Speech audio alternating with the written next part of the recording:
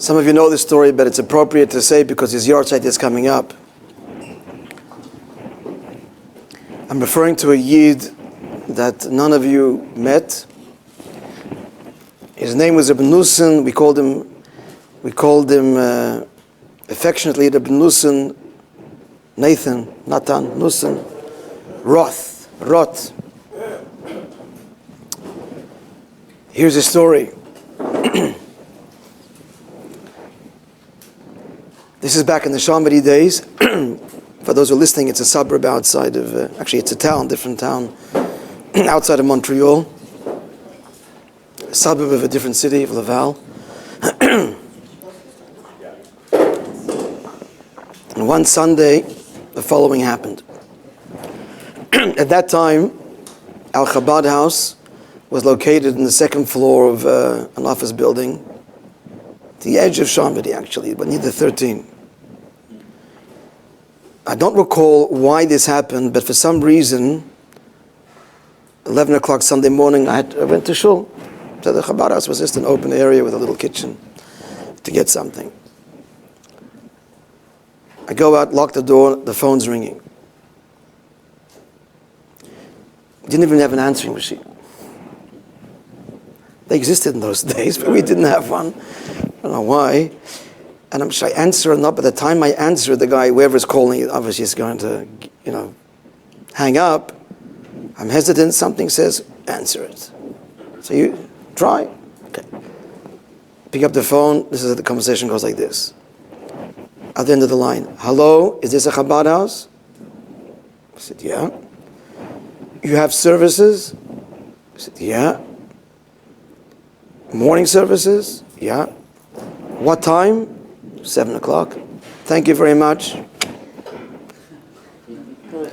Next morning he shows up. And never left.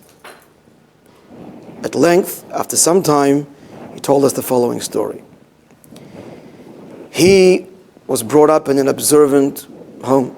In fact, his parents had sent him in those days to New York to Yeshiva Torah V'das, one of the big American yeshivas, and those is one of the only yeshivas in America. We're talking the 50s.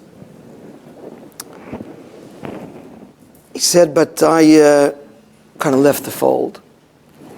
In my teenage years, went to university, became a chemist.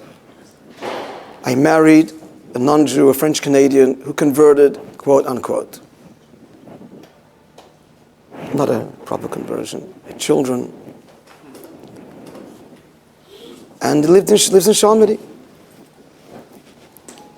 He says, not long ago, one night, I'm surfing the channels on television, and all of a sudden, there's a rabbi speaking. It was a live Farbrengen. And I watched it till the end of the Farbrengen. Sat there transfixed. As a result of that, something stirred in me. My childhood came back to me. My Judaism that I had abandoned. He was a member in the Reform Temple. She actually did not even convert Reform, I don't think. Maybe Reform. Member in the temple there, and that was his whole observance. And now, the neshama is stirring. I was in turmoil. What do I do with my life now? And is this real?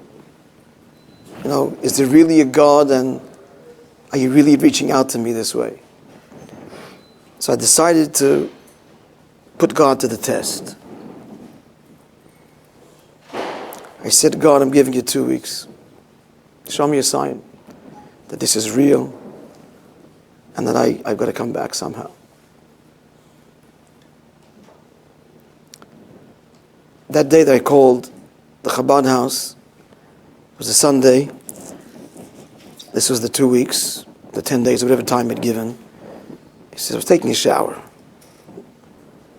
And the doorbell rings, Sunday morning. The bedroom is facing the street. Little window is able to. There's a rabbi, this is the last day whatever the period, is with a beard and a black hat ringing my doorbell. You know what it was, friends? I'm just telling you. It's Yoyi Greenglass, Yosef Yitzchak Greenglass, who goes around with his, giving out his pushkas, his charity boxes. I didn't answer, he left. Huh? The Gingy. Yeah. Yeah. He walks with this heavy, with a wheelie with his. I didn't answer, he left. This was the last day. And I decided then, I got my sign, and he came back. He didn't miss friends, a single davening. He says, very quickly, within the space of a few months, beard, gartel, Rashi, Rabbeinu Tam. His family basically disowned him, mocked him and disowned him.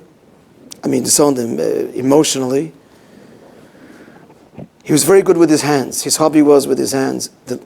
You may wonder that I'm so meticulous, or so what the word is. That little wooden Shtender, because he made it. Because he used to see me prop up my books like this on the tissue box.